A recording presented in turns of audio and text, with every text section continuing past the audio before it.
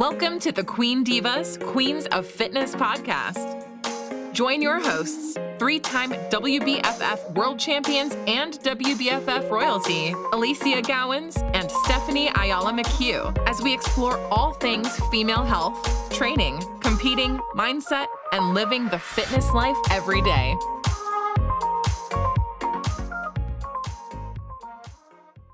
So I'm so incredibly excited to be back for recording what will be our episode number 16, Steph. And it's so good to see your face because it's been a little while and I've actually legitimately missed you. And I feel like we've lost so much more size inside the frame since I'm looking at you. She's just coming in 3 weeks from stage now. This lady is just like so much. She's no body fat left anywhere. She's just all muscle, man, all muscle. Literally, I feel like I'm just a head floating. I'm like a floating head. Big bobble head syndrome. I love it. I was explaining to our guest, who I'm going to introduce very, very soon, that she is merely weeks away from stage because we were just discussing food. And Christos is, pulling food in behind me. Steph's just through the camera and through the Zoom here, staring at this food. I know those feels. So. Actually, when we sort of get back in loop into the guest we've got on today, it was actually quite an interesting, episode for us. And for everyone listening to this, since we recorded last, you would have seen that I very publicly shared a journey that I've been on. I too have been prepping along with my soul sister here, Steph, but for a very different stage.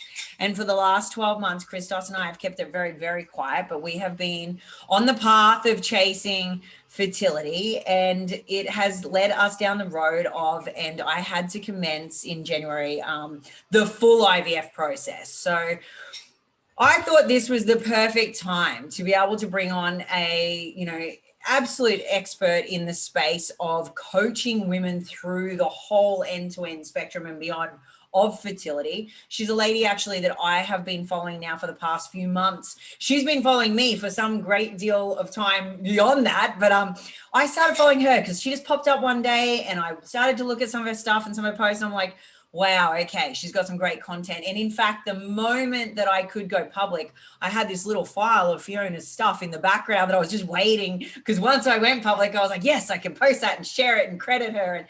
And I did. The very following day after I shared my post, I credited Fiona on some information that she had shared, because she is amazing. So welcoming Fiona in today, she's actually a doctor of Chinese medicine. She is a complete end-to-end practitioner. And what I love about her is she's a very natural coach. So she's not just about delivering and prescribing any one area. She's a holistic view and focus.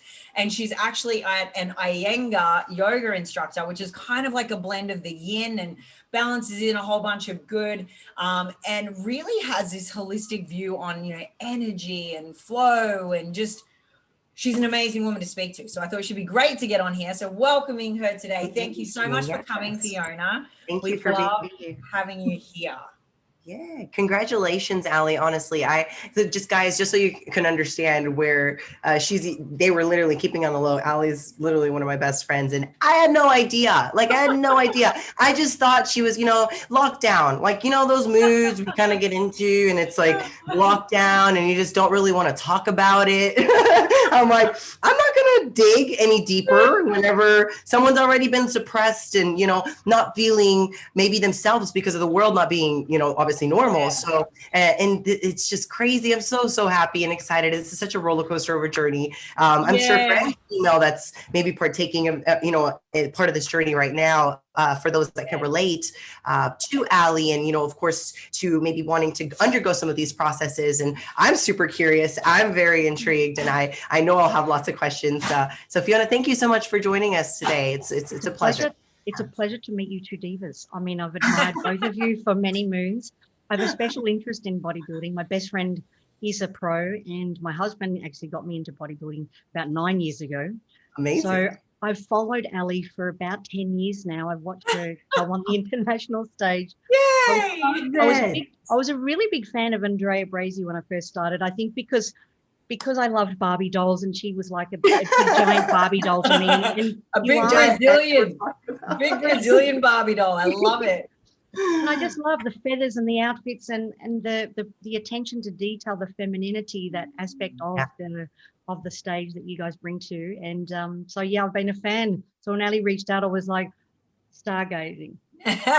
Starstruck. That's so that's what made us beautiful. join, right, Ali? I think that's the reason why we picked WBFF. For those that don't know what we're referring to, the WBFF, we're both, Ali and I are both world champions at, 3-time world champions. We're drawn by that glamour, drawn by that, fitness, being feminine and not being so, maybe unattainable, right? Like it's something very, very healthy looking and marketable, and all the feathers and the glamour and like the Victoria's Secret aspect. Absolutely. I think that's what really drew us to it. And I'm glad that that's actually one of the reasons why you found Ali. I mean, who doesn't adore this woman on stage? She is like an angel. God, if anybody's watched Ali on stage, she graces the stage. And she literally, the moment that heel hits the floor, she is legitimately a Victoria's Secret angel. I'm like, holy shit, it's amazing. Oh, stop. Don't stop. Keep going. I'm like, I can't wait for you. I can't wait for you to get back on stage, Ali. I'm living vicariously through Steph at the moment, Fiona. And the only reason I haven't brought it up with Steph as yet was because I just knew, as someone in the same space as her, what we've been dealing with from a coaching perspective and the changing landscape and all of the challenges that come with COVID, right? And then on top of that, I knew she's defending what, I would have been defending, and I know what that feels like. And I was like, you know what, I'm not even going to burden her and Kerry with our stuff until we're kind of a little further along or we know what's going on. And so I just kept it all really under wraps. And I also kept it under wraps because for me, it was a really big challenge to go through the physical changes that had to happen in order to be able to even step into IVF and then even go through the process, which included, I posted about this just a day ago, the excessive amount of weight gain that you've got to go through and the new space I had to sit in. And it was so very different from what everyone that knows me has known me for, that I felt like, wow, you know what? I'm not yet open about it. I'm going to feel like a fraud. So I had to just really try to find this happy medium where I could still share my life, but not all of it. And my biggest thing was I just didn't know how I would feel going through such public heartache, because there really is heartache. Like we had this one moment, and this was the moment where it was after this, where I said to Chrysos, I think I'm going to have to share this soon because I don't think I can continue to. I'm someone that's very, very authentic. I can be congruent. So I felt like I was living two lives and this level of incongruence. And I felt like that would actually probably be affecting my fertility outcomes, because there was a level of stress. And Fiona, I know you're going to pick up on this and talk about the energy flow here and the fact that I was blocking stuff. So we had this moment where I had a whole bunch of people coming for dinner, actually. It was a Thursday. I got the phone call. It was a biopsy test result being delivered to me. And it was our third cycle in a row. By that point in time, I gained, it's like you're gaining 7 kilos in a week. Like it's pretty extensive, pretty intensive too. And my highs and lows were starting to happen. And I was feeling just shit some days. Hey, and we'd had our very first really good result with like 6 being biopsied and, stuff happening that looked really positive.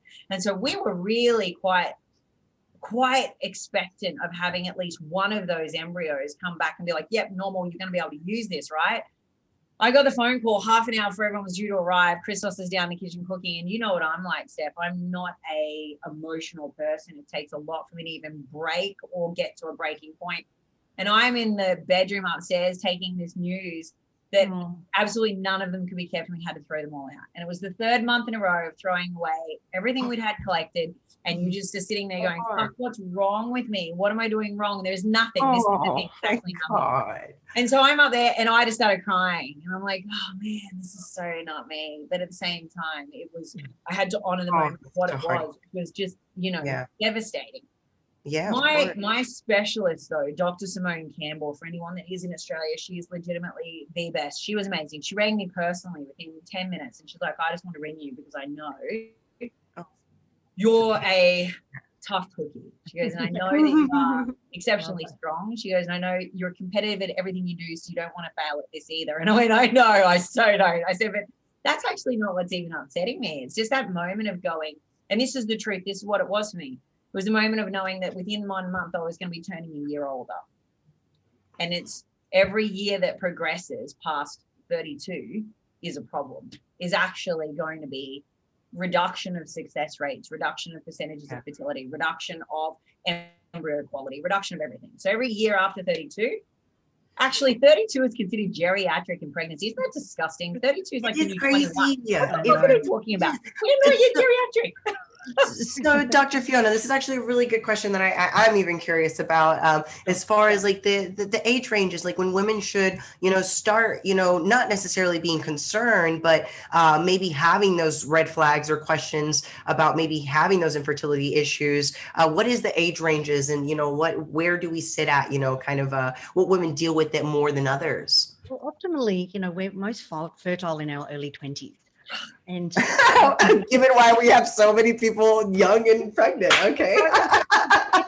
Without being alarmist, you want to start knowing what's happening with your cycle. I think women should be educated from the time they start their menarche. When they first start their periods, start talking to each other, start women's circles so we know what's normal, because part of the red flags are we don't know what a normal period is.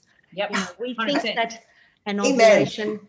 We think that an ovulation is normal, or having, infrequent periods is normal, but it's not normal. We should be menstruating monthly. We should be having a bleed, not a withdrawal bleed from the pill, but, understanding what's a normal flow.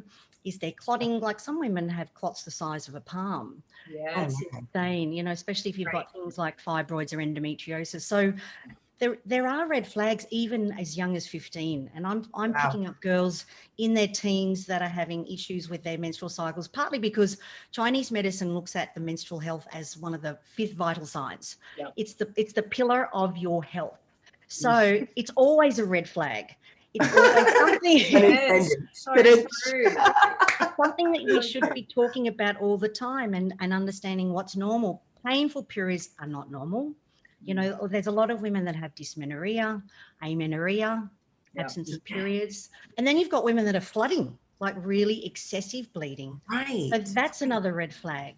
There's so many things that we analyze in Chinese medicine. We look at the quality of the blood, the color of the blood, the texture. Sometimes you've got things where, Clots, things are streaking and mucus in the blood, things like that. So And you would call that normal? You would say that, like you said, there is no normal, right, per se, for, menstrual cycle. And like you said, what is normal? But coaching so many different women in different age ranges, we find that, some have heavier flows and some deal with maybe more pain and deeper cramps than others. And you're right about the young age. I mean, I have some young clients that have some like pretty big, bad ovary, even cysts, right? Like they have some cysts built up and have to take the pill, and others, of course, it's a preference, it's a choice, but all of these things trickle down, of course, down the road, and kind of of course speed up the process, I'm sure, of aging when we start getting to that age, right? Well, so normal has a big range. You could have a cycle anywhere from 21 to 35 days is considered normal, and so anything outside of that parameter, be it a short period or a long period, is considered abnormal. So you'd say, gotcha. Yeah. So then you've got the bleeding in between. So if the bleeding is short, like if you're just bleeding for a day, there's an issue there. It can indicate iron deficiency, blood deficiency, problems with your thyroid, or the excessive bleeding could be, blood loss. So another iron deficiency. Excessive bleeding it can be an indication of iron deficiency. So there's a lot to really analyze with the menstrual cycle. Yeah. And I think a lot of us don't know what is normal. Yeah, exactly right. And look, I got to be honest, I had never actually ever tracked before. I was specifically looking at trying to fall. And so, before we even started down the route of having to have these daily injections, we were trying naturally. And the natural process even then, was one where we were taking blood tests. We were looking at the actual ovulation, where I was doing ovulation kit tests. I was then testing straight after the ovulation cycle to test whether or not we'd been successful. Like it was like blood test after blood test, but it allowed me a lot more scope to understand my actual ovulation pattern, and then even my ovulation, feelings. And do you know what I found, I found was incredibly interesting, Fiona, was that just because you bleed, therefore it doesn't make you therefore reproductive either. It does not matter. Like you don't know. This is the scary part. You do not know what is going on inside of your ovary and your follicles until you actually have someone go in, grab them out and analyze them. That's right. It's pretty scary because people automatically go, I'm having a period, so I'm going to be fertile. I've got no problems. That doesn't mean anything really. It's just one of the things that I come up against all the time is the AMH. It's the egg timer test, you know, and women get this AMH level and what's normal. And I'm seeing, you know, more and more there's a lower normal range. But that doesn't really indicate what's happening with the egg quality. You really need to, there is no test for egg quality until you actually fertilize it. Pull it out. Put it under a microscope. Because that was us. That was actually us. So, you know, like my egg reserves are really, really quite high. I don't have any issues genetically. I don't have any, we don't hold any chromosome abnormalities, either of us. We had no issues. I've been pregnant, and in fact, Christos and I have been pregnant, and we, you know, had an accident and lost our child 6 years ago. So, you know, we knew we weren't infertile. We knew we weren't incapable of actually even doing this together either, because sometimes, you know, nature doesn't even like two types coming together. So nature can actually prevent you from, you know, reproducing with a specific person. It's really quite interesting. I'm learning all this stuff. And anyway, you know, for us, it was really quite frustrating because it's what we call secondary infertility. And so it's actually got to do with whatever has happened in my lifestyle in the last 6 years has impacted upon my own DNA coding telomere length reduction, which then therefore affects the cell division capacity of my embryos. So then it's been about finding the embryos that don't have any impaired cell division or stickiness, which basically makes them lazy, like they don't switch on and activate fast enough. So it's finding them. So I've got them. It's just, you've got to go find the needle inside the haystack. So it's cycle after cycle after cycle, eggs after eggs after eggs underneath the microscope to find the right ones, right? So what's been interesting and what I've had a lot of women come at me with, because I have been, and I want to thank you everyone again that's listening to this, that reaches out, that comments, that messages me, because it's been an overwhelming level of support, and I'm incredibly touched by it. And I'm incredibly touched by the women that are sharing very personal information with me one-on-one, you know, in a confidential forum, because it allows me even more understanding, but allows me to help others as well. And I think it also gives you hope, such greater depths of hope. And I think what I've learned is there is a lot more questions being asked around whether or not does this space in this sport affect fertility? And I would like to probably answer first with this. I've done a lot of research and there's absolutely not enough data, no data on this. And it's actually piqued my interest for my own personal, you know, area of scope, maybe for my master's next year. I'd like to look at the chronic effect perhaps of, you know, seasonal and year in, year out dieting on reproduction fertility, perhaps, because there's just nothing there. And what I'd like to say is when you look at all the variables, I'm extremely healthy. I don't live a party life. I don't live a life of, you know, chaos. I eat very good food. I'm relatively low stressed all the time. My life is happy and healthy. And in the last 6 years, the only thing that I've done is do what I do and have my career first. And I've lived at 15% body fat with no amenorrhea. I have been incredibly healthy. I've maintained cycles all the way throughout, no freaking issues. But anecdotally, maybe it has impacted mine. I don't know. But I'd like to say there's no research. I can't say definitively. But I would like to say this, Fiona, you know as well as I do, if you are not actually at a safe body fat level, if you are, and safe is not what we imagine. What we want to look like. Not what we imagine. Let me tell you. For the ovary. But I want to walk around with abs is what the girls just say, right? Like, but I want to walk around. Your ovary says, and fuck you. It's not going to happen. You know, there's just, you're so right though about the, you know, not having enough studies. And that was one of my questions. Even I'm so glad you even touched base on it, because my next thing was like, do you know? I'm like, there really isn't any study that I've seen or that I've even heard of just competitors in general, or even in just bodybuilding, I think in general, because there isn't even enough studies, I think, within some degree of, let's say some weight loss and fat loss type of studies, because they don't really do it. They do it to a normal, gen population, right? It's not to a level of an elite athlete or someone that is maybe.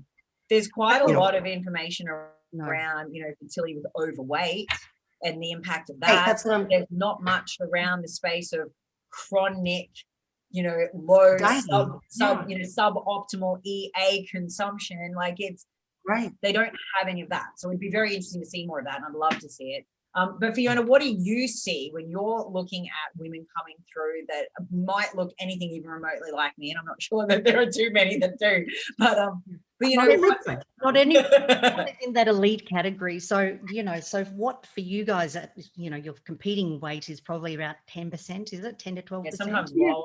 Sometimes lower. 8 to 10, yeah. So we're looking around 22 to 30%. 30. And 3 times what we used to say. 30? For some women is obesity, right? So I like to say anywhere from 18 to 25%. Yeah, I could do with that. So having said that though, Steph, I was at 18 and not getting anywhere. It took me getting to 24, which is where so you had to be on the high range. Okay. Yeah. Yep. And that's apparently, from what I've been told, anyone coming from an underweight/low body fat. That's normal. That's normal. Yeah. So that's what it's going to look like for you. Shush. Like, shush. Don't jinx me, she says. You're meant to be my best friend. When you're an elite athlete, your mindset is you're driven. You're putting your VO2 max into everything that you do. So when you are trying to conceive, we've got to pull that Formula One mindset back to a Lady Jane mindset. It's kind of like everything. Guys, I feel attacked. You and your Formula One arms. So you're sitting and having to work at your 50%, 50 to 80%, which is really hard to pull back and sit in the, like the Buddhist monks, it's sitting in moderation. It's the middle path between opposite extremes, because you don't want to be too overweight. You don't want to be too underweight. You want to be like the Goldilocks in the zone, the sweet zone. Do you know what I mean? It sounds like such a zone with a lot of. And Ali, okay, so talking about, these body fat ranges, because coming from someone that normally sits in a maintenance, of 10% lower, right? Like usually 10% lower is like, you'd be averaging like 15%, I think, every day, like everyday life and just kind of chilling and, obviously training and enjoying your performance. What has been the biggest challenge besides the mindset though? I think what's been the biggest challenge? You know what, if I'm really honest, the very first part was not being able to share it on social media. So everyone was looking at me and thinking I was just getting fat. That was actually the part where I'm like, oh, shush. And I would go to Jacinta, so funny. Like, babe, you make sure you get a good angle on this video. You cannot show, it needs to be a minimizing video. I need to minimize all of this, like minimize all of it, except for my ass. That can look big. Just shrink me.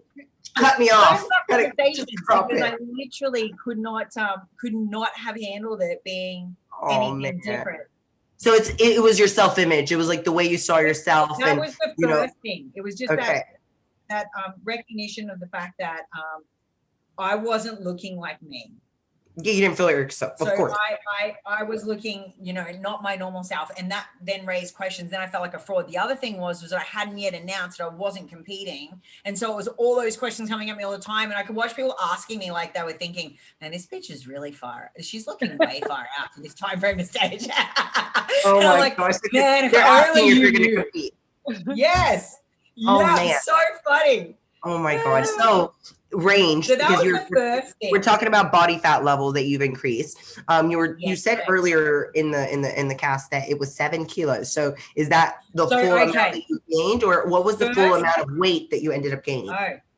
First things first, I gained about I gained 5% body fat, so probably about 4 to 5 kilos at first. But then what you need to recognize is that the minute I start my injections, there's sort of 4 a day for 2, sometimes 3 weeks of the month. You only get like a week to 2 weeks off, then you start them again when you do them back to back like this. It's been horrendous.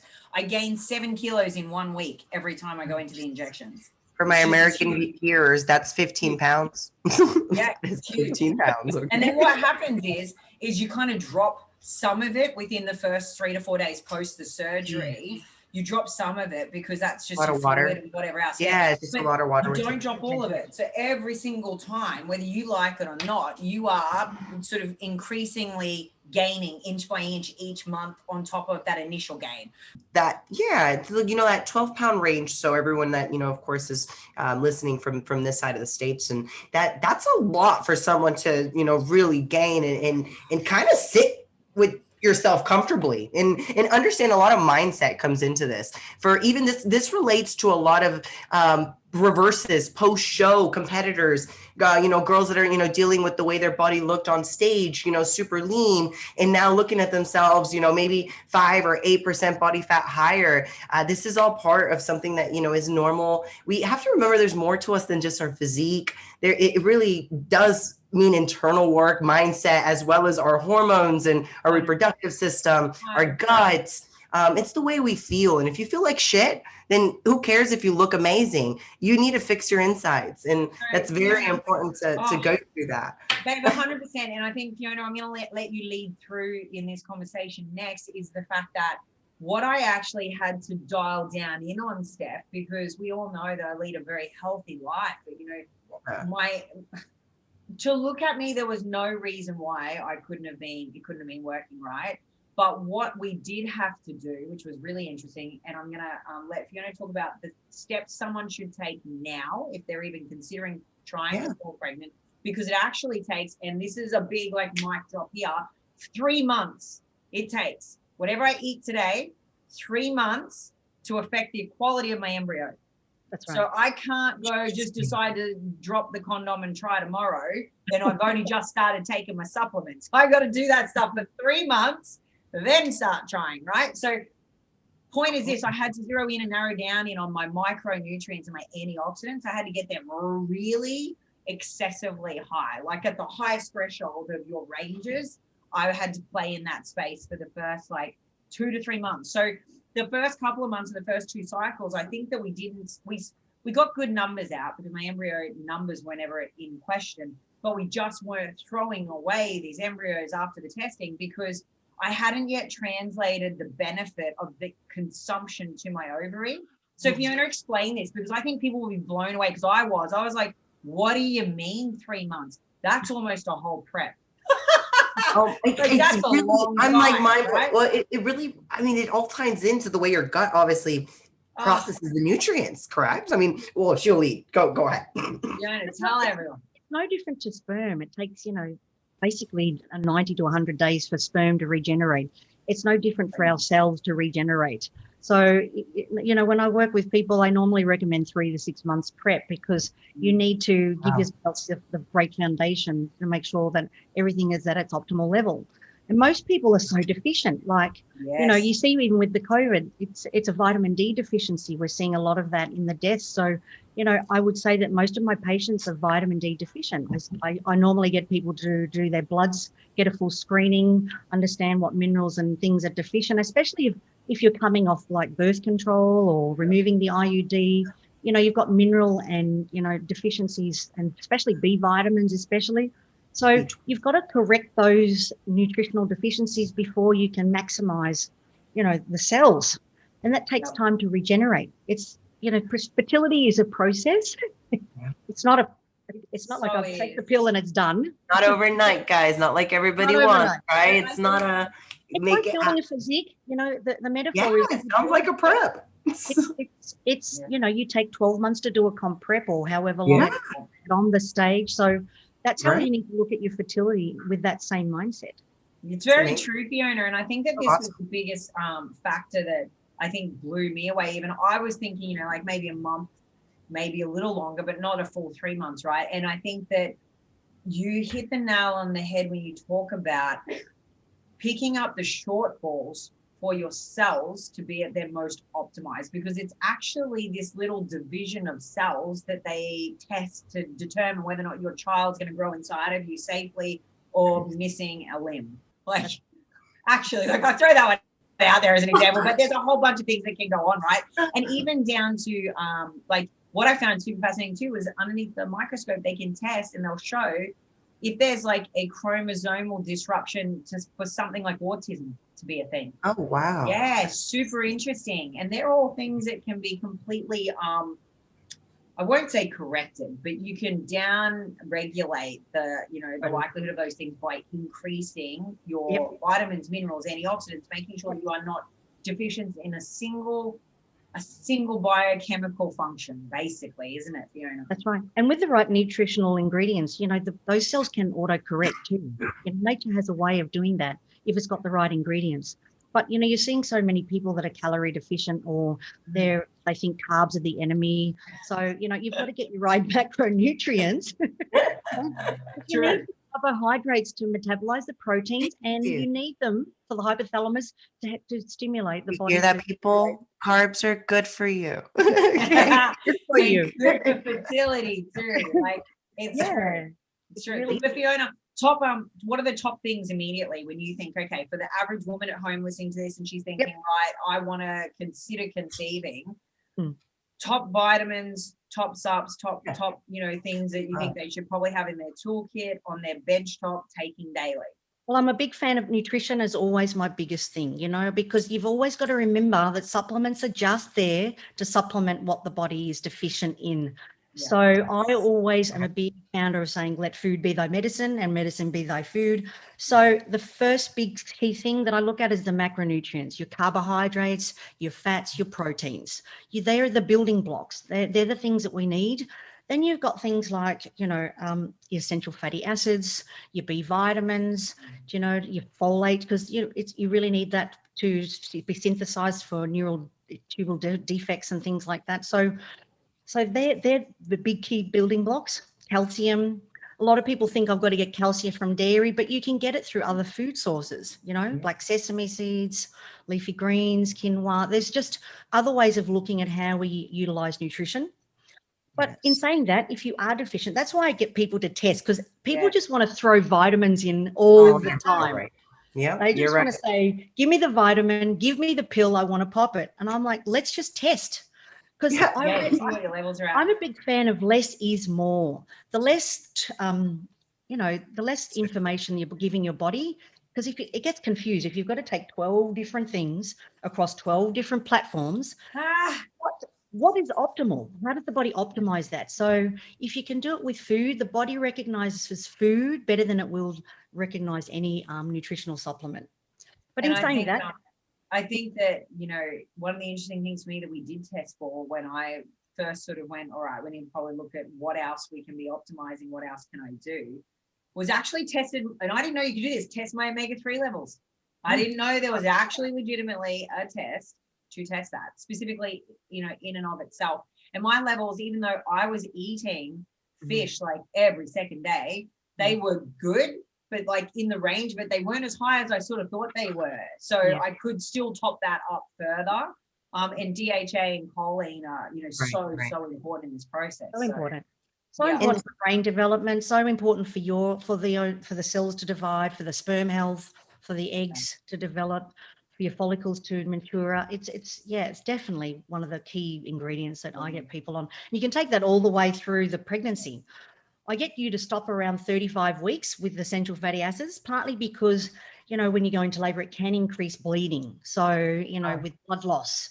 So we usually stop around 35, 36 weeks with the essential fatty acids, but then straight after you've given birth, it's great for healing, great for your cognition, your mood, And you were referring to like the carbs, right? So like you were saying it's obviously going to be optimal, and this goes hand in hand with the women obviously gaining a little more body fat, and of course that dictating a healthier lifestyle too, to promote more fertility. You would say that applies still through the pregnancy. That would still be something you keep trying to push carbohydrates. Is there a healthier range or something that women, out there, because they're so scared, they're scared of carbs and they're scared of even pushing them. Is there like something that you'd be able to give a range for women to kind of fall? Look at the hands, the fists together, that's the size of your stomach, right? So I always say to people, there's your carbs. It's 40 grams. It's a little rice bowl. Yeah. It's a little half of a sweet potato tuber. It's like, a bowl of rice. And then there's your vegetables and your protein, so what fits in this is your stomach. So don't think that you have to eat for two. Everyone thinks, okay, I'm eating for two. Remember, like I had a question from one of my patients. He asked me if I should supplement calcium. It's really interesting what the body will do. Your baby will leach out of your bone density, out of your teeth. The baby will grab what it needs from you. It's this symbiotic relationship, which I find it's divine to be part of that, to witness that, to see you guys working together as a team. It's really amazing. Oh, wow. And that is actually true. Like the first thing you want to do before you actually fall pregnant is go and get all your teeth done. As in like checked, any fillings that need to be done, do it. Because this is the thing? Yeah, speaking of experience, they strip the hell out of your teeth. Really? Yeah. Okay. That's when you're gonna end up with. You guys are prepping me. Okay. I'm getting ready for the next stage. I can tell you too. Gum disease. The gums are microbiome reflected in the gums. So in Chinese medicine, the stomach meridians, they go to the gums. So you want to make sure that your microbiome is there to support life, that it's not having to deal with some chronic inflammation in your teeth. So you want to get all your infections under control. If you're suffering any injuries, especially with Ali with her back pain, and she's had, the chronic injuries over the past. So you want to make sure that you're out in the pain-free zone. Because really being pregnant, it's being in that moderate state, You're not in pain, don't have infection, you're not sick. Yeah. Fiona and I were talking about this. The reason that I suffered with as much pain as I did this year was because I couldn't actually take painkillers, anti-inflammatories, nothing while I was on the IVF drugs. And I also couldn't go to get my usual protocol of get the MRI, see exactly what we're dealing with. Is it something that requires any kind of like nerve pain medication, or was it going to require an injection, whatever? I couldn't do anything because I couldn't have any radiography stuff going on where my uterus is. So literally it took till this month where I was like, all right, this is out of control now. Your body must feel like a stomach it. So I need to take a break off the drugs for 1 month. And I need to go get the MRI done, get the injections done, get my back ready because there's no way I could have carried life for 9 months with pressure added on top of my back already as it was at all. So that's why anyone watching my story will see that I've been going through everything I've been going through with my back so full on in the last 2 weeks, is because thankfully we got the good news and we've got the embryos we can now transfer. Yay! It only took how long? And I know by no means is my journey even as long as some women go through it. And my heart goes out to them because it's far out. It's definitely a ride. Is all I can say. So the light at the end of the tunnel, just so everyone kind of maybe that is struggling, right? Or maybe thinking that it's not doable or happened, or I'm too old, or I've had, maybe 2 competing years, or maybe I've done something in my past years. It took you a year during doing all the process of the fertility, IVs. So and we tried naturally. We tried naturally, as in like, included in that year at the start was the natural trying. But before we started trying naturally, we had all of our genetic testing done. We cleared everything. We looked at, where my reserves are at. We looked at everything. I had my tubes flushed, worst pain of my life. Oh, wow. They said to me, it'll be like a menstruation cramp. No bullshit. It's like going into labor. It's freaking horrible. It was absolutely horrendous. I did not like it. I nearly punched the doctor in the head. But the good news was I had no issues. I had no cysts, no blockages. Okay, good. No fibroids, right? But that's just a test to make sure you're cleared. There was nothing in the fallopian tube that could become an issue. There was nothing that was sitting on my ovary that could have potentially been a limiting factor. No dysfunction. There's nothing wrong. Got it. So we were good. So we were trying then. And it's a timing thing. Like, trying naturally can take however long. But what we've learned is, and I'm so grateful we went down the path where I said to him, let's not waste any more time. Let's just go straight in.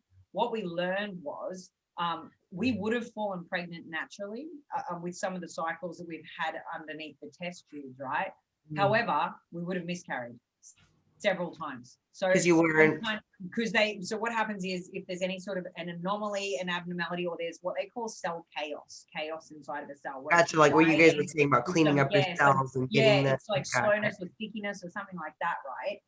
with that, the body will automatically go, you're not right, this isn't right, and the body will expel it. So the body will dictate that this doesn't feel like a viable pregnancy, and it will basically release it on its own. SOS. And yeah, correct. Okay, but gotcha. that to me though, because that can happen anytime between when you find out you're 4 weeks pregnant to 12 weeks, and that, or sometimes slightly later.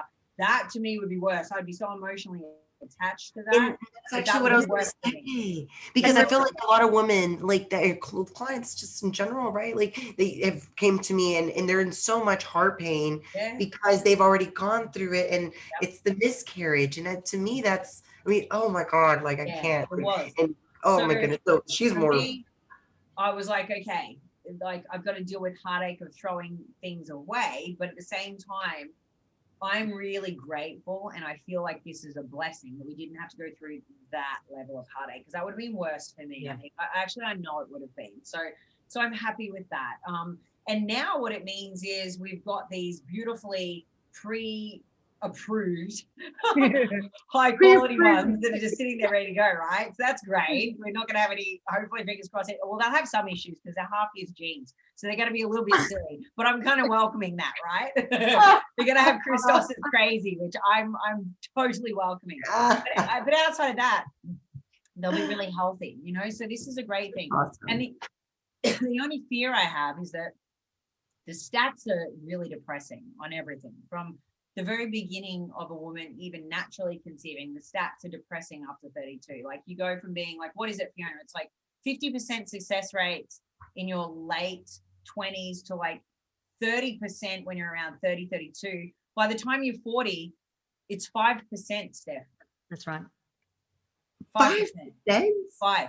Yep. 5%. Now that can also be lower for some women, depending upon how they've lived their life, genetic predispositions, and also conditions like, you know, PCOS and all sorts of things, endometriosis. Other things can lower your levels faster, squash it almost completely, or lower it earlier at a younger age. And I've got a couple of athletes that work with me that, you know, they've got reserve rates and or like fertility success percentages of a 40-year-old in their early 20s.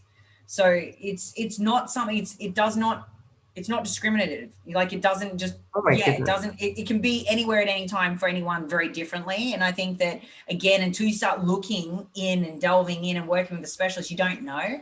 You know, and I think that Fiona's right. I'm getting more and more women message me in their early 30s in our team saying my AMH is really, really low. You know, I've gone to the doctor, got a blood test. He said that my fertility years are almost done and I'm not even considering a child, or I'm single, or what should I do? You know, should I go and freeze eggs? And my biggest advice to every single woman on the planet who thinks they want to wait longer in life to have a family, do not go against your value. If that's what you want, that's fine. Just go and get your eggs on ice, for the love of God.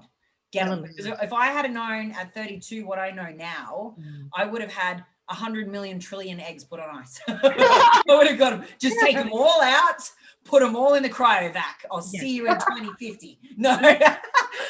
I just would have actually done something about it. You know what I mean? Like and then I just would have passed out all my extras to anyone needing them, because I would have wanted to help every woman be pregnant. Little alleys all over the world. Oh my God. All over the world. Little alleys, God forbid. Could you imagine? It's one of those controversial things too, though, Ali, because, you know, some places they only keep them on ice for up to 10 years. So that's what you've got to do your research on the facility.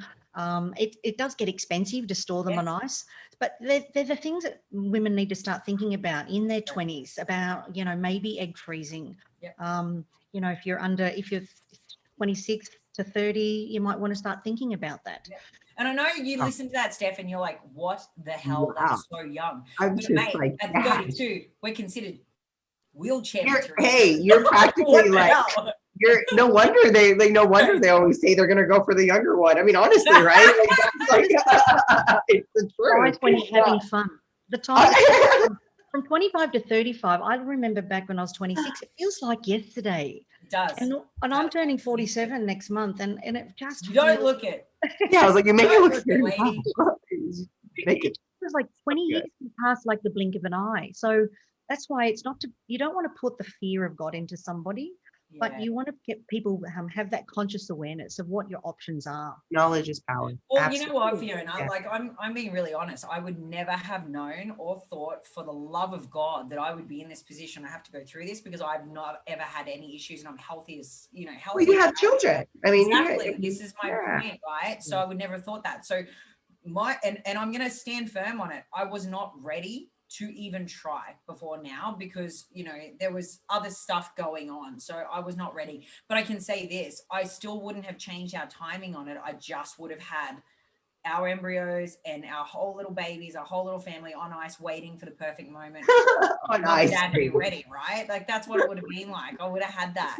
And, my advice to anyone that's just unsure or even single is don't rush out and settle for the wrong man, for the love of freaking God. Just please go put your babies on ice. And then when the right man comes, it's just, not such hard work. I just think that that's probably the best way to go. Such good advice, really is, because you don't know what's going to happen and nothing should be pressured. And I feel like a lot of women are pressured. So you guys really hit the nail on the head there with, trying to, not feel like you have to rush into something and having an option and having the ability. Maybe you don't want to make that decision right now, because I feel like there's some women maybe at 32 years old still don't want to cross that road and say like, I want to have children and I have to make up my mind right now. So having those few extra years to meet that person that is going to be the one or to stop. You've got to do things in a hurry too. It increases the stress. And when you've got stress, it's your ability to even implant, your ability to be receptive.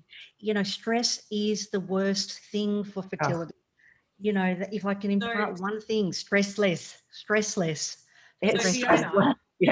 Yes, I love it. Talking about the implantation side of things now, shed a little light on that. Like what happens? What does the body go through? What is important that the body has in abundance for a successful implantation, whether it be even natural conception or, in my case, going to be a frozen embryo transfer? Yeah. So you want to look at your endometrium. You're wanting about 7 to 13 millimeters in the lining, and that applies even if you are doing IVF, and that's regulated by progesterone. Now, you can do like a day 21 test for progesterone to see what your levels are, which I often get people to do, so you get a real understanding. And you can supplement with that. You can do pessaries, cream. You can also go into, nutrition, having magnesium-rich foods, B6, vitamin C foods, zinc. All those nutritional elements are what you need for the lining. But your pelvic ultrasound will give you an understanding of that. So that's one of the key things I get women to test straight away. It's like the women gets the pelvic ultrasound and the male gets the semen analysis. So they're the two things I really get people to start with when I start doing investigations. Because a lot of the time, the sperm is one thing that no one's talking about. But we're seeing such a global decline in sperm. It's literally now 50% male and female. There's a global decline in sperm. It's gone from morphology rates of 40 years ago, 40%. Now IVF, we're looking at, the morphology at 4%. So the decline is just. I don't think that is. Oh, yeah. Steph, do you want to know something interesting? Okay, let me throw this up. This is fascinating. This blew my freaking little brain. Diet soda, 25% reduction in fertility, both in male and female. We had to cut it completely out. Not that I don't have a lot of, I'd have 1 or 2 cans max a week. But Chrissy would have one every other day at certain stages. And we both had to cut everything out. The other thing was reduction in caffeine, total caffeine consumption on both sides. Yes. It really nearly broke Christos, but God bless our Lord. He was rolling around these little green tea mugs. Like, he was awesome. But it's a real thing. Yeah, so it's also about that. Wow. Mobile phones in the pocket, they affect the sperm, so. What? Oh, underwear. Underwear is another thing. Excuse me. What did you just say? Underwear? Yes. Fiona, explain. They do. The testicles need to be a little bit cooler. They need to hang off the body, not be squashed in and, heated up. They need to be a little bit cooler for reproduction. So that's actually legitimately a thing, Steph. So like Chris has been freeballing for a year. Hang low, fellas. Just hang low, okay? Like that is.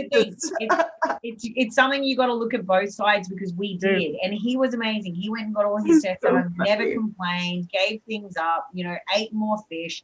did all of the things the boys have to do. But it was really interesting to just see the impact that it made on both of us, because it was when both of us rolled out a lot of substantial changes in some of these other things that it significantly increased our fertilization rates on day one, but also we got 2 cycles back to back with 2 good embryos in each. So it goes to show that it does obviously help. As the oven, you're one half of it. Your environment, you're the put the yeast in, right? So like he's part of it. And before so we used to see, before the trend was, women would be just over tested. And you'd get 12 months down the track, and then we're like, okay, let's test the sperm. And we're like, we've got DNA fragmentation, we've got bad swimmers, deformed heads, crazy tails, all this kind of stuff happening in the parameters with the sperm. So now what I do is we start straight away. Let's test the sperm. Let's test the pelvic ultrasound. Let's do the bloods. Let's do your, get an understanding of your female hormones, your thyroid panel. Like I do a full screening, even clotting factors. You're looking at HFRD. There's a genetic mutation we're seeing a lot now. Do you look at the natural killer? Yes. Okay. Yeah. Explain to people what the natural killer is, because this is something that can prevent you naturally from actually even naturally conceiving. So it prevents the egg from and the embryo from actually attaching to your uterus. That's right. Basically, that's it. But it's your body doing it. This is the really, it's full on. Explain it to them. Well, yeah, you've explained it. And there is some controversy because, there is that, the body does need some of those NK cells for your body to implant. So that's where, you've got some scientists and doctors that agree that you need some level of NK cells for it to stick, for compaction. But then if it's too high, again, then it's a hostile environment for the body to conceive. It's such a fine line step. Like there are so many factors and there are so many things you've got to be across, checking across on top of, and then on top of all that, you just stop stressing. Okay. All these things, all these balls in the air, and then it's like, and you've got to go, okay. I find the most interesting is what you guys are talking about, having to create the right environment, right? Like for even the cells to regenerate and to even just become fertile. I think that's the most interesting to me because just like a lot of the times, why am I not losing weight, or why am I not, fixing my gut, or why am I not getting these results that you're seeking? A lot of the times, like maybe women are asking themselves, why am I not able to, be fertile? I know it's probably some of these underlying issues, and looking at these things that Ali and Dr. Fiona are talking about are very important. I think her nutrition, I think the nutrition was probably the biggest thing that she had said was where she starts with even within her clients as to how to help and, fix the environment. And a lot of people don't even know how to feed themselves. I'm teaching people that ABCs of how to look after yourself first before you can even take care of your embryo or create healthy embryos. So even with men, nutrition, it's a re-education. We've lost touch with how to eat and sustain life. Fiona, that's in carbs. Yeah, go, Ali. I was going to say, Fiona, I don't know if this is, sort of true of what you see, but it's definitely the stats we were given in the first consult. Men, so we're 32, men have a little bit more time than us, but it's not much more, 35, 38. By 38, it's like a massive decline. That's right. All of their stuff. Yeah, absolutely. Right. So age is something that you just. Age is a massive factor. Yeah. Lifestyle is a factor. It's like, you want to exercise without over exercising, and so pulling elite athletes back, it's like, all right, we're not going to train over an hour in the gym. Try and cut it to 30, 40 minutes tops, 40 minutes, turn off the clock and walk out the door. Get it done in 40 minutes, in and out. Try not to overtrain, have your 2 days rest. I mean, or however you do your 2-day split. I'm not sure how it works, but. Well, I changed mine to only training 3 days a week. Yeah, great. Perfect. That's the perfect way to train for fertility. 3 days a week. 3 days a week. Jeff's like, wow. But hey, I can deal with 3 days a week if I train hard, but I understand that I think if I'm wrong, please correct me, that you're not supposed to be training strenuously and doing any high intensity work and really push yourself that much. If I'm working with elite athletes, I understand there's a part of you that wants to go. So I've got to look at little parts of the cycle where I can allow you to go, So the vigorous exercise would be after you finish menstruating. Yeah. You know, if you've just believe for 5 days, then I'll give you that leeway leading up to ovulation just for 3 or 4 days. We can give it a nudge. Hit it hard. Yeah. Hit it hard, the vigorous exercise. But once we're hitting ovulation, that's time to pull back Back off. Yeah. back it off. Yeah. And then because then we're like going into implantation. So it's like, it's Lady Jane is walking in the Goldilocks zone. Right. She's trying to connect with the other, I get you. Yeah. Tone it Yeah. down. Because it's really, you want that 2-week wait. That's your prime time. And that's the most stressful time. So And if I'm really renals in that time. if I'm really honest, when you're doing those injections, Fiona, at Yeah. ovulation and peak stimulation, you Yep. can't do anything anyway because you are okay. Steph, picture this: 2 centimeters is the size of your ovary normally. By the time I have the little in surgery and then go in and rip my follicles out, they are 10 to 15 millimeters. So from 10 to 15 either side of my body.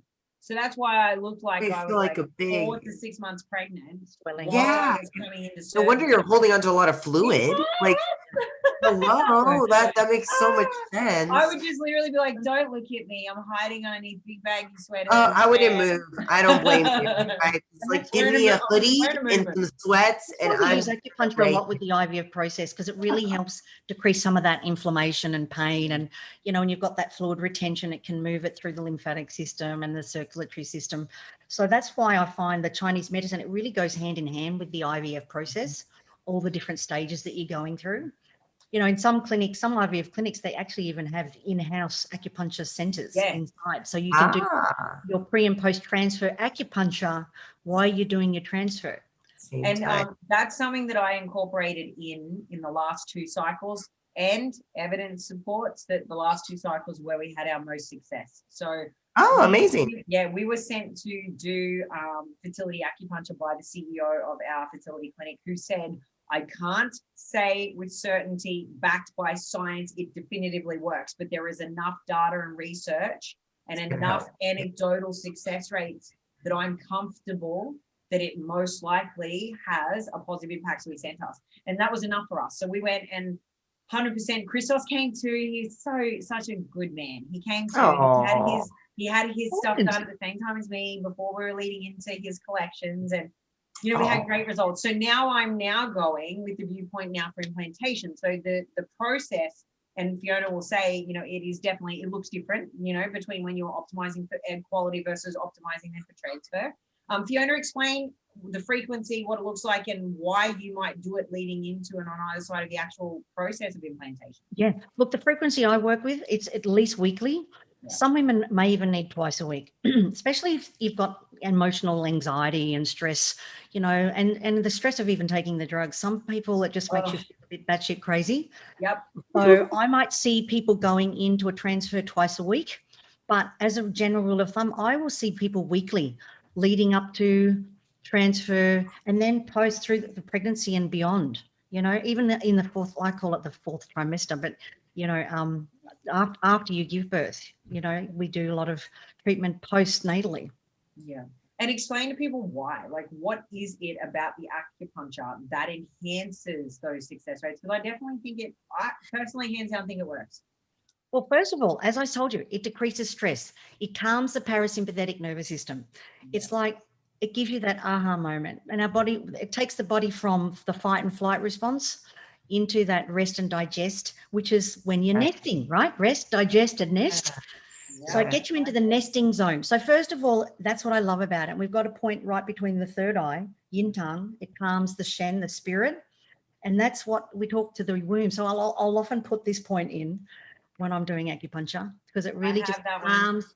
Yeah, it's my favorite point. I like it too. You just feel like, whoa, what happened to me? Yeah, you feel a bit groggy when you sort of wake love up. it. You go to sleep. You actually go to sleep. It's really quite beautiful, and it feels minimalistic, but there's a shift. Like you actually feel. I feel a shift. Like spirit. No, I get you. Yeah. You feel it. Like. Hey Fiona, what does it mean if sometimes when I put it in there, I feel it in my sinus?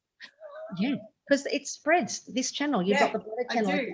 Sometimes, not all the time, but sometimes I get it like on one. You can have you can have inflammation around these sinus areas, and the meridians go down. And you have bad sinuses, Ali. I do. Yeah, I totally. do get it. So I you thought can maybe it might be connected to something either stress or emotional, perhaps, because I wouldn't be surprised. Yeah, it's having an impact on your inflammation. It's an inflammatory response. So you can feel it starting to move. Wow. And that's the energy. You can feel the energy lines. You can sometimes feel them down this side, around this side. Amazing. Sometimes you can even feel them go down the midline. That's the conception vessel. So you can feel it, like some people, when they really tune in, you can start to feel the energy up the arm, you know, where you put the needle in. You think, whoa, Yeah. what's happening? This is such a surreal experience. The other thing that it works on is it increases the blood flow. You know, you might have distal points that you put in the legs that will stimulate the blood flow through the pelvic organs. Do you know what I mean? And you need that blood flow. It's like giving your body magnesium. It's going to stimulate the blood flow, increase that ability to have impaction with the embryo. It's, you know, it's going to work on your lymphatic system, your circulatory system. It works on so many organ systems in the body. It's fascinating. So I think just one last thing I'd love to touch on before we wrap it up, Fiona, is the fact that moving into, and I think this is the part where a lot of people just won't even realize the power of these sorts of things. But I know Steph will appreciate this because she does a lot of it in her prep to stages like I do, a lot of visualization work. And we talked about this, Fiona, in our last call about, you know, the process of sitting in a space where you combine a meditative state and opening your heart chakra to a visualization of the positive outcome. So, you know, and I think this could be implemented, honestly, Fiona, at all stages. I don't think this should be limited just to your part of Stage or I think it could be, literally everything and anything in life that you feel is in a misalignment, you want to bring in alignment, right? But give us a little bit of talk someone at home through how and what that would look like. Well, first of all, it's like, as I said, connecting the heart, as you said, the heart chakra, the heart connects to the uterus in Chinese medicine. There's a meridian called the Baomai. And for you to conceive, your heart needs to be happy. And the heart is reflected in the face. It's your shen, it's your spirit. And you can see when a little child is sad and their face is down, but you look into their eyes and they light up. So it's like you've got to open up the heart, and especially when you're going through these traumatic experiences of losses and discarding embryos, it starts to shut you down. So first of all, I get women to put one hand on their heart, usually the right hand, that's the masculine, and the left hand in Chinese medicine is the divine feminine. So putting that hand on the womb space, one hand on heart, one hand on womb, and then it's just doing the lower diaphragmatic belly breathing. So instead of keeping the core in, it's turning it off and letting the belly be soft. All right, it's like letting the skin and this muscle be soft, and you're letting the chest be still, but the abdomen, as you breathe in, expands like a balloon, and then it falls and exhales to the chest. So expand and contract with the breath. Let the belly expand with the breath in, and let it fall to the spine as you exhale. And it's about just tuning in, because a lot of us are chest breathers. We're shallow breathers. We're like a monkey almost, you know what I mean? And when we start to breathe into the belly, it really connects your heart to your womb. And the metaphor in Chinese medicine, we call it the palace for the child. In Western medicine, they call it an unnecessary organ. And oh my God. Unnecessary, but I think it's an extraordinary organ. And I think it needs to be called a palace, because that's where we grow life. We're growing life in the palace. So it's inviting the baby in too. So I always get women to visualize or imagine that you're calling in that soul, cosmic consciousness, and inviting it into your womb space, almost opening your heart to allow that to be a possibility, you know? That's so awesome. And then you start to use your powers of perception, how you think, you know. So I get women to sing a lullaby. So you're using something that you can hear and sing, right? I want you to use your sense of smell. What can you smell? Are you going to outside? Are you at a merry-go-round where you've got fairy floss, or, you know, it could be just something that you like to smell, lavender that you're diffusing in the baby room. You know, it could be Christos with his arms around your belly. You're doing your belly breathing, or, you know, you can feel your baby in utero kicking. So it becomes a really organic experience where you're attached to the feelings, the emotion, and you start to dream and visualize with as much detail, as much vivid detail. And so you'd go to sleep at night doing that visual, and your subconscious will generally move towards that. Yeah, it's pretty awesome. So this is my homework, Steph. This is what I'm doing. It's a homework. I love it. I like immediately got soothed. I hope all of you guys got soothed that are listening, and maybe you did that, little ritual at the end with us, because I literally just got in a zen, and that was such a good way to wrap it up. Honestly, it's been amazing to be able to learn about this along with you guys, because I was not aware of any of the things that they were mentioning today in today's call, and a lot of things Ali talked about. So thank you, Ali, for letting us in. I think that's something very special and something private, and you exposing it and letting a lot of us know your struggles, and also let us see that there is light at the end of the tunnel. And actually, one of the questions just it's going to bug me, Fiona, if I don't ask you, is I'm sure you've seen so many cases, and like I said, so many women are probably dealing with these struggles too. What are some of those miracle cases that maybe a miracle What a great one. or something? It's a recent one. One of my recent ones. I had an amazing woman contact me. She had been trying for 5 years. She'd had the worst endometriosis. She had a bowel resection. She had her fallopian tubes removed, and she was suffering in silence for so long. And, her last egg retrieval, she actually retrieved no eggs. Again, she had the ovarian hyperstimulation, like Ali was talking about, the swelling, and just so much heartache. So she came to me. She also had NK cells in the uterus. Right. So literally the odds were stacked against her. But we actually changed her endocrinologist. She got a new specialist, which I thought that was a great idea. And we just moved with these strategies, the things that we've spoken about today. And she, like she says, she sings her lullaby. She still sings that every day. She sings her lullaby. She's now, 11 to 12 weeks pregnant. Yeah. Amazing. That's amazing. So awesome. Good. Awesome. Love it. There is hope. There is faith. Do those right protocols, do those things that, it takes care of yourself before you're obviously going to build a habitat for another human being. So think of it that way. And I think the more we take care of our daily tasks that are at hand, like our nutrition, right? Like our mindset, these, manifestations, visualizations are so helpful for Ali and I, even within our competing journey. So things that are going to be able to help become a little more fertile. I think this is amazing. I am so freaking happy. Thank you so much. Thanks so much for coming on, Fiona. I really, really appreciate you making the time for us. And I'd love you to now, please, let everyone know where they can find you. And everyone that isn't, already following Fiona, there will be some people listening to this that already are, I know, because they all inbox me to tell me how amazing you are, which is great. Her content is phenomenal. So she's really got a great page of content and information for those that are walking this path or about to. So please, please, please follow her. You will not be disappointed. Fiona, where can they find you? Yeah, I'm on Dr. Fiona Tassoni on Instagram.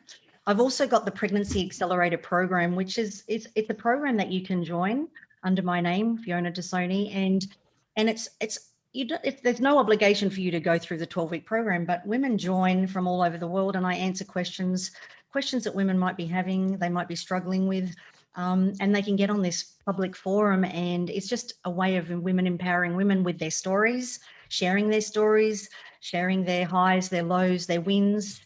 And so I can be reached there. I've also got the pregnancyaccelerator.com website that you can go through and have a look. But it's something we've developed online, which is great. And the fertility coaching sector is something I've wanted to develop. Yeah, I love it because it really isn't. There's only a few of you that I've even seen. I know. They specialize completely in fertility end to end, but with a holistic scope, not just say clinical dietetics or not just, a specialist in the space of an IVF doctor. It's you really are quite holistic and all encompassing. So I love it. Yes. Everyone, please give her a follow because she's amazing. And I will have no doubt reports for all of you over the coming months as to where we're at and what's working. Keep us up to date for sure. Fiona will be part of that loop, so just watch this space. Thank you. Thank you, listeners, and until next episode. Thank you, guys. Love y'all. Bye. Thanks for tuning in to another episode of the Queen Divas, Queens of Fitness podcast. Make sure you follow us on Instagram at Queen Divas Pod, on Twitter at Queen Divas 4, and follow our hosts on Instagram, Alicia at Alicia Gowans _WBFF Pro, and Steph at Stephanie Ayala 7. See you all next week.